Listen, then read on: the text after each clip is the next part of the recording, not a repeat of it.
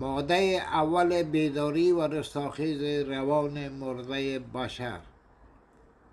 با ظهور نور حقیقت زنده و حیات بخش تمام پیامبران توحید در فطرت هدایت شده و کامل هر انسان مؤمن به خدا که بدون شک خلیفه خدا در زمین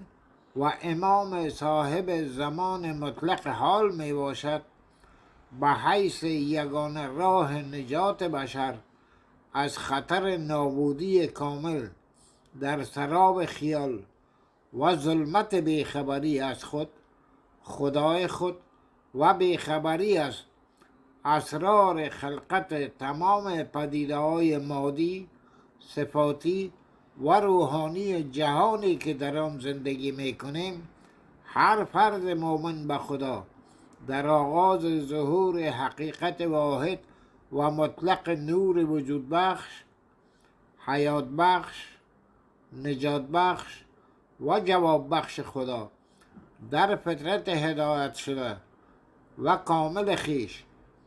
با یک نگاه ساده و توحیدی به خود و اطراف خود جهان را پر از پدیده‌های مادی و صفاتی مانند یک آدم، یک قلم، یک کتاب، یک حرکت، یک صدا، یک ستاره، یک خانه و غیره می‌بیند که حقیقت ذاتی، واقعیت مادی و صفاتی آنها واحد و یکی است، اما صورت مادی و صفات آنها متفاوتند. آنگاه با اندک توجه و تحقیق در حقیقت واحد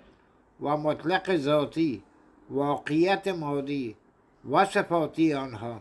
بدون شک کشف خواهیم کرد که چرا توحید در حقیقت و شریعت یگانگی را گویند و یگانگی چرا یک دیدن، یک گفتن، یک شنیدن، یک دل و یک زبان داشتن است و چرا به شمول پیروان ادیان توحیدی و ابراهیمی هیچ کس تا زمان مطلق حال نمی بیند و نمی داند که یک چیست.